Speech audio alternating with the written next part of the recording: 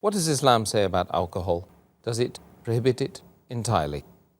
Allah says in the Quran, in Surah Maida, chapter number 5, verse number 90, Ya ayyuhallazina amanu, O you believe, innamal khamru wal maisuru, most certainly intoxicants and gambling, wal ansabu wal azlamu, dedication of stones, divination of arrows, rishthum min amali shaitan, these are Satan's handiwork.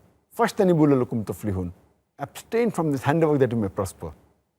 So Allah says, this is rishthum min amali shaitan, it's a Satan handiwork. Abstain from it that you may prosper. And Imam Adhabi, in his list of Al-Qabair, the 70 major sins, he puts having alcohol, intoxicants, khamar, having wine, number 19 in the list. And having intoxicants is even prohibited in Christianity. If you read the Bible, it's mentioned in the book of Proverbs, chapter number 20, verse number 1. It says that wine is a mocker. It is strong raging drink. And anyone who is deceived, he is not wise. It's mentioned in the book of Ephesians, chapter number 5, verse number 18, be not drunk with wine. But unfortunately, we find that none of the Christians and the Jews, they follow the advice given in the Bible, unfortunately.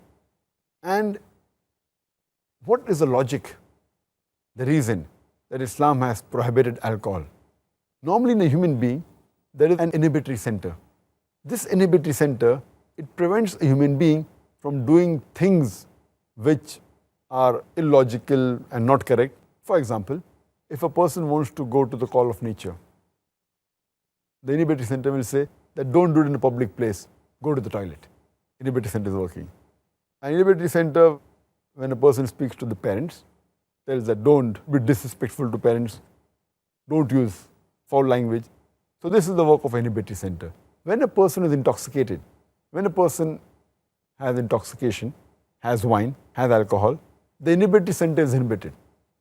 And he doesn't know what he's speaking, therefore you find many of them, they start cursing, they start doing verbal abuse, you find them saying obscene things, you may find them that they urinate in their own clothes. So this is because the inhibitory center is inhibited. And if we analyze that alcohol is responsible for many crimes that take place. According to the US Department of Justice, 1996, every day in the year 1996, 2,713 cases of rape took place. That means every 32 seconds, one rape is taking place in America in 1996. And the report says that majority of the people who committed rape, they were intoxicated. Furthermore, according to American statistics, it says that 8% of the Americans, they indulge in incest, having intercourse with the close relative. And it says that every 12th person you come across in America, they're doing incest. And majority of them, they're in a state of intoxication when they do incest. So we realize that alcoholism, besides being bad for the health, it's a cause for many diseases and health-wise, and even it's a cause for AIDS, which has recently cropped up.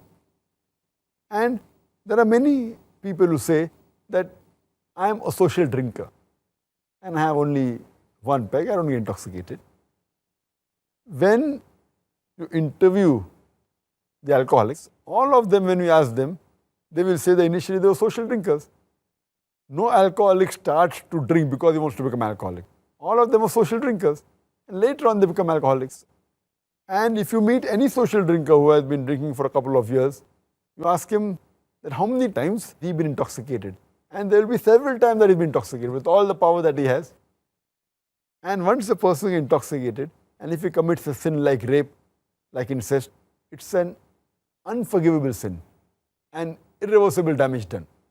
And we realize that that's the reason our beloved Prophet Muhammad mentioned in Ibn Majah, volume number 3, Book of Intoxicants, chapter number 30, hadith number 3371. The beloved Prophet said that intoxication, alcohol, is the mother of all evils. Alcohol is the mother of all evils. And further mentioned in Ibn Majah, volume number 3, Book of Intoxicants, chapter number 30, hadith number 3392, the beloved Prophet said that anything which intoxicates in large quantity is even prohibited in small quantity. No excuse for nip or a tot. You can't say that I'll take a peg, Whatever intoxicates in large quantity is even prohibited in small quantity. And the beloved Prophet, he has cursed 10 categories of people who indulge in alcohol. It's mentioned in Ibn Majah, volume number 3, Book of Intoxicants, chapter number 30, hadith number 3380. The beloved Prophet said, 10 categories of people who indulge in alcohol are cursed. The one who distills it, the one for whom it is distilled, the one who drinks it, the one who transports it, the one for whom it is bought, the one who sells it, the one who serves it, the one who utilizes the earnings from the sale of alcohol, the one who buys it, the one who buys it for somebody else. So all these 10 categories of people, they are cursed by Allah subhanahu wa ta'ala. And there are various different diseases that a person can acquire when he has alcohol. And today, alcohol is one of the major causes for the maximum number of deaths in the world.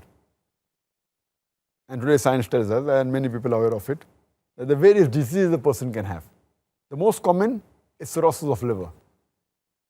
If a person is alcoholic, he has high chances of having cirrhosis of liver. He can have cancer of the esophagus, cancer of the head and neck, cancer of the bowel, cancer of the liver. He can have gastritis, he can have esophagitis, pancreatitis, hepatitis. A person who has alcohol, there are chances that he will have cardiomyopathy, he will have angina, heart attack, atherosclerosis. He can have strokes, apoplexy, fits. A person who has alcohol regularly, there are high chances that the person, he can have cortical neuropathy, cerebral neuropathy, he can have peripheral neuroma. There are various diseases that a person can have due to the consumption of alcohol. Diseases such as Wernicke-Korsakoff syndrome, that involves amnesia of the recent memory and retention of the old memory. It's due to thiamine deficiency. A person who has alcohol, he can have delirium tremens, which is associated with alcohol. A person can have pellagra, and he can have skin diseases. A person who takes alcohol regularly, there are high chances that he can have endocrine disorders like mixed edema, like hypothyroidism. He can have hematological disorders like microcytic anemia. He can have jaundice. He can have thrombocytopenia. He can have platelet disorders. A person who has alcohol, there are chances that the common drugs like metronidazole, flagyl, they can create a problem for a person who has alcohol regularly. A person who has alcohol regularly, he can have infections because the immunity system is decreased. There are high chances that he can have chest infections like lung abscess, emphysema, pulmonary tuberculosis. A person who's a woman, she can get affected more by alcohol, and the cirrhosis of liver is much dangerous in the woman. If she's pregnant, she can have the alcohol fetal syndrome. There can be skin disorders like alopecia. There can be nail dystrophy. There can be angular stomatitis. You can keep on listing the diseases for hours together only because of the consumption of alcohol. But nowadays my colleagues, the medical doctors, they say that alcoholism is a disease. They try to pacify that don't be rude to the alcoholic, no, don't blame him. Alcoholism is a disease. If alcoholism is a disease, it is the only disease that is sold in bottles. It is the only disease that is advertised in the newspapers, in the magazines, on the radio broadcast stations. It's advertised in the satellite channels, in the television. It is the only disease that has licensed outlets for its sale. It is the only disease that brings a revenue to the government. It is the only disease that causes violent deaths on the highways. It is the only disease that ruins family. It's the only disease that has got no viral or germ cause. It's not a disease. As Allah says in Surah Ma'idah, chapter 5, verse number 90, Rishthum min amali shaitan. It is a Satan's handiwork. Fashtanibu lakum tuflihun. Abstain from this handiwork that you may prosper.